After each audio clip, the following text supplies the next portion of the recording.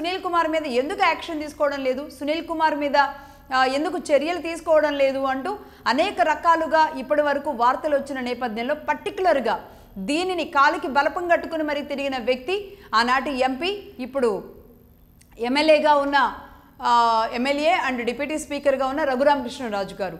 ఎందుకంటే స్వయంగా ఆయన బయటకు వచ్చిన తర్వాత చెప్పిన విషయం, తన సునీల్ కుమార్ తన ముఖానికి కచీఫ్ కట్టుకొని కళ్ళు కనిపించే విధంగా ఆయన ఒక ఎంపీని కొడుతూ ఉన్న దృశ్యాలని స్వయంగా సిఐడి డీజీగా ఉన్న సునీల్ కుమారే వీడియో తీసి వాళ్ళకు చూయించాడు అనేది రఘురామకృష్ణరాజు గారు చేసిన అతిపెద్ద ఆరోపణ.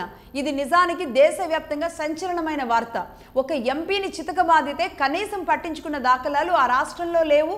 అలాగే ఆయన ఢిల్లీలోనే ఉండిపోవడం, కనీసం తన నియోజకవర్గానికి కూడా రాలేని పరిస్థితి, ఒక ఎంపీగా తన నియోజకవర్గానికి కూడా రాలేనంత ఘోరమైన పరిస్థితుల నేపథ్యంలో ఒక రకంగా ఇప్పుడు డిప్యూటీ స్పీకర్గా ఉన్న రఘురామకృష్ణరాజు గారు ప్రెజర్స్ చేస్తూనే ఉన్నారు, అడపాదడపా ఢిల్లీకి వెళ్ళొస్తూనే ఉన్నారు.